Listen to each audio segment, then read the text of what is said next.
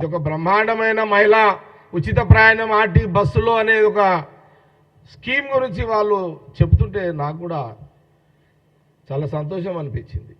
ఆ పథకం గురించి ఆ మహిళలు చెప్తుంటే నేను ఆ రోజు బస్ కండక్టర్ని అడిగిన, నువ్వు ఇప్పుడు ఎక్కడి నుంచి వస్తున్నావు అని అంటే, నేను పడంచేరు నుంచి నిజామాబాద్ ఆ జిల్లాకు నేను అక్కడికి వెళ్తున్నా, రోజుకి ఎన్ని ట్రిప్పులు కొడతావంటే 2 ట్రిప్పులు కొడతాను అన్నాడు తను. అప్ అండ్ డౌన్ అంటే 4 ట్రిప్పులు. ఈ 4 అంటే పోను రాను. ఎంత టికెట్ ఎంత ఉంటుందంటే 150 రూపాయలు ఉంటుందన్న టికెట్ అన్నాడు. రోజు ఎంతమంది మహిళలు ప్రయాణం చేస్తున్నారు నీ బస్సులో? 4 పోను రాను 4 ట్రిప్పులలో అంటే దాదాపు మహిళలు రోజుకి నా బస్సులో అప్ అండ్ డౌన్ 4 ట్రిప్పులు తీసుకుంటే 400 మంది మహిళలు నా యొక్క బస్సులో ప్రయాణం చేస్తున్నారు అన్న, చాలా సంతోషం అనిపిస్తుంది అని ఆ ఆర్టీసీ కండక్టరు చెప్పడం జరిగింది. ఇది ప్రాక్టికల్. ఇది కాకపోతే కేటీఆర్ హరీష్ రావు బస్ ఎక్కరు కాబట్టి వాళ్ళకి తెలియదు. వాళ్ళంతా బెంచ్ కార్లలో తిరుగుతారు, వాళ్ళకి తెలియదు ఇదంతా. వాళ్ళంతా మధ్యలో ఎందుకే మీరు? కాబట్టి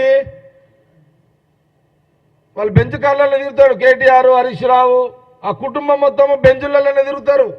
ఇంకా నాకు వేరే పేర్లు రావు, కార్లై. చిన్న నీకేమన్నా తెలిస్తే చెప్పు నాకు. ఆర్డీ బీడీ గీడీ అన్నీ ఇట్లా తిరుగుతారు వాళ్ళంతా. BMW.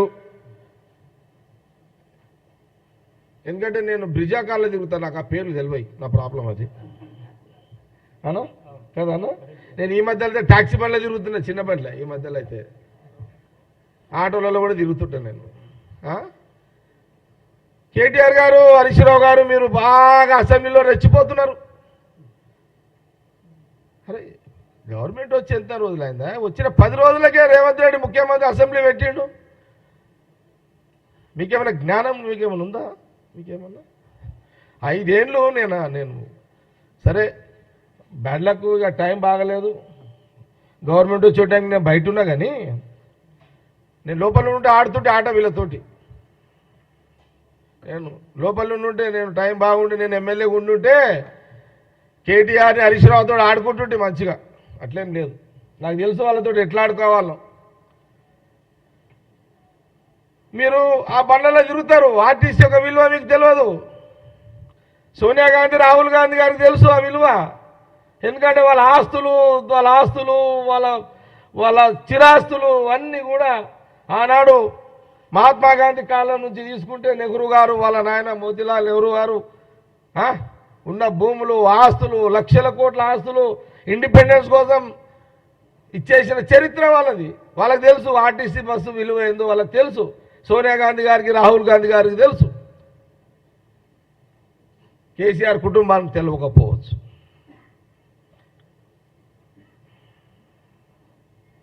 పిల్లలకు తెలియకపోవచ్చు, ఎందుకంటే పిల్లలు పవర్ రాగానే రోడ్డు మీదకి వచ్చారు కాబట్టి తెలియకపోవచ్చు.